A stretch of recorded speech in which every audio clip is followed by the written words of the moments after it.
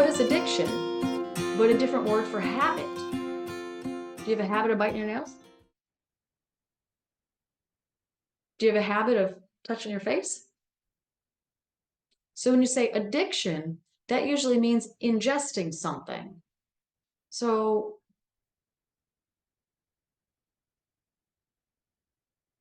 if you bring it all the way back down to habit, then you do help yourself, because the word addiction is riddled with the densest kind of emotion, which is hate.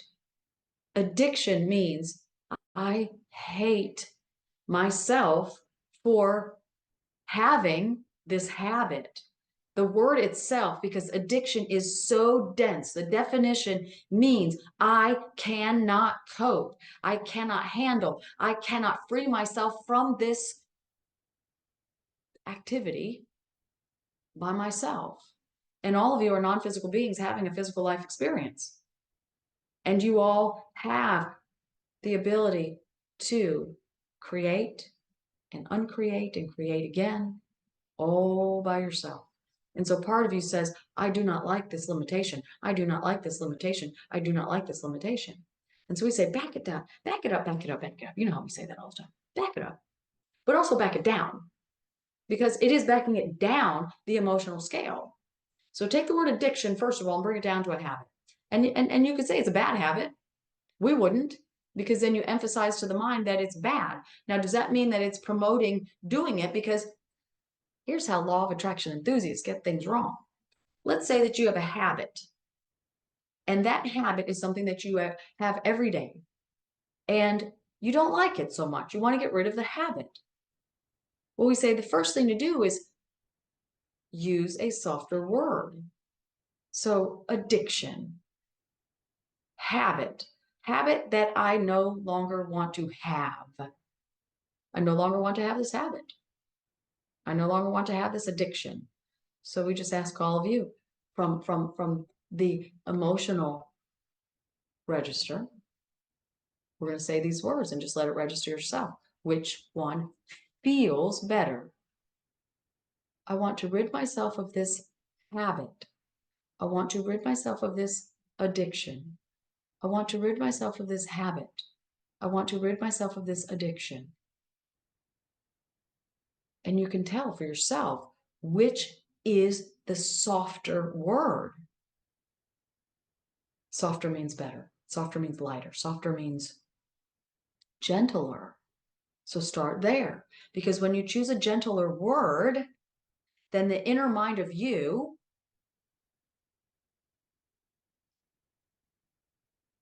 hates yourself less for having that habit. Now, here's where law of attraction enthusiasts get it wrong. If you use addiction and you say you don't like it, or if you say habit and that you don't like it, does that mean that you are in essence saying, I'm okay with this habit?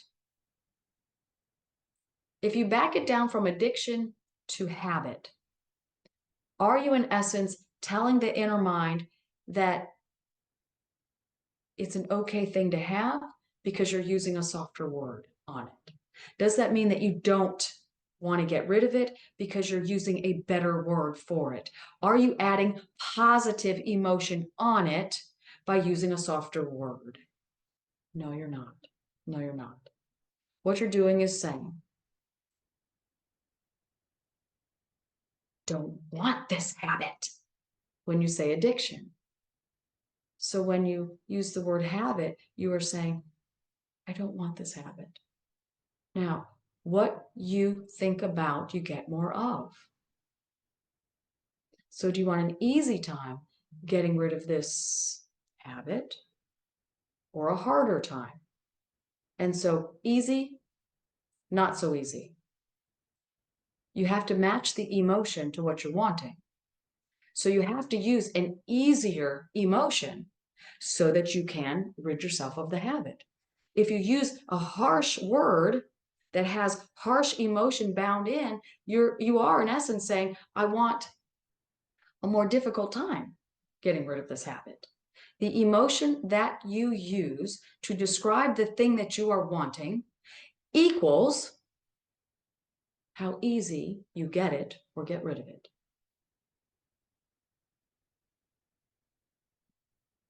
That's a good starting point. And that's just manifesting in general. So, what are you really trying to do? Manifest not having something, but that's still just manifesting. Now, we're also going to say this, all of you caffeine addicts, like how we just used the word addict. Now, why did we do that? Because when we do this, and we're going to go back to what is channeled. Channeled is when we offer conversation to the mind of a human being. And when that human being's mind is skilled in that ability, then that content comes through, is translated perfectly, and then the body simply allows the words to be spoken out loud. That's a channeled person. That's what Carol is. But Carol's also a person, and she's got 53 years of her own messed up life vibration. She's not a wounded person. She's a human being whose life includes, I like it not. I like this movie, but it's got all kinds of bad things in it. I saw that thing and I didn't like it so much. You have, I like it not, to all kinds of varying degrees. And so the emotional content of everything you do, including go to school, and you learn about all kinds of things. You learn about history, you learn about science, you learn about, and sometimes have to do dissecting of things. Now, the inner being doesn't like any of that because it's a peaceful, powerful, non-physical vibrational being who doesn't want to open things up to see the innards and figure out how it works because it already knows how the mind works and how the body works and how the cooperative components of the human anatomy go together. Your non-physical being already knows all those things, but your human physical race does not know. And so you're trying to figure out what you don't know, what you actually know, but here you've forgotten it. So you're trying to figure out how to remember what you already know in the non-physical place, because some of you are the healers of many things. How do you get rid of a toothache? Your non-physical healing team finally causes the inner mind to accept the healing vibration that's coming through the ethers. You think it's your prescription. Well, the prescription might deaden the nerve endings so that they don't pulse so much, and that gets you off the subject. And when you get off the subject and you start go doing something else, then your healing team can get to work on that thing.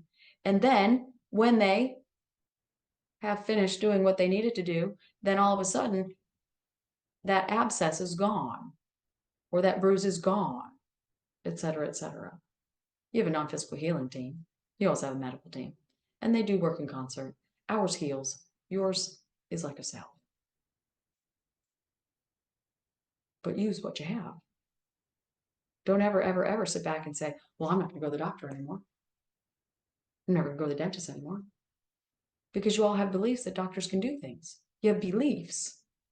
You might not like going to the doctor. You might not like taking time off of work. You might not like paying the insurance bill. You might not like paying the leftover bill. You might not like what it costs. You might not like how long it takes to sit in the waiting room. You might not like sitting there waiting to be examined with or without your clothes on.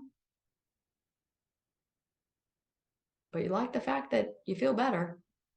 And we say the cause of feeling not so good is emotional, always. We identify the who and where and what and how and why and how to heal it. So there's healing and then there's fixing. There's healing and then there's salving. And so, do a little bit of one and then a lot of another. Do a little bit of the doctors and a lot of energy. But start with children because then they'll be healthier as they get older.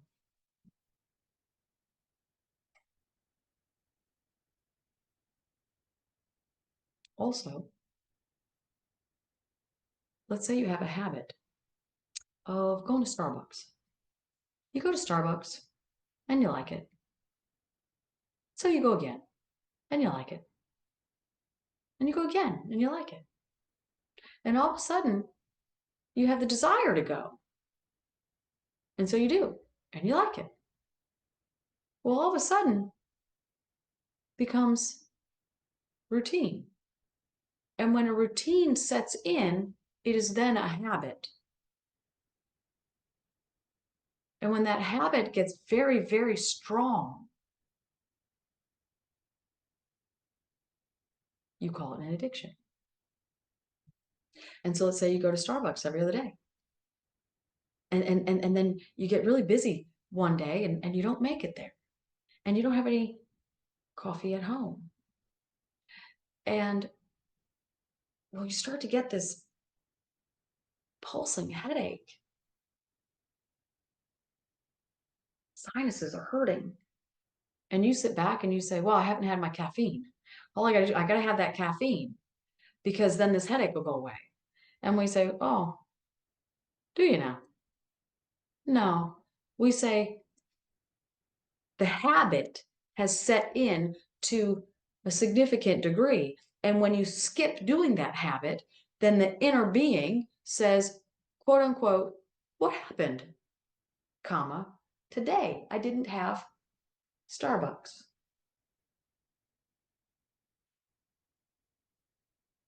The whole respiratory system, beginning at the sinuses, going all the way down to the diaphragm, is what happened to varying degrees. And so we say if you're trying to kick the habit of caffeine, if you're someone that goes to Starbucks regularly or goes to the kitchen to make your pot of coffee regularly or the coffee mess at work regularly, then go to Starbucks and order something else.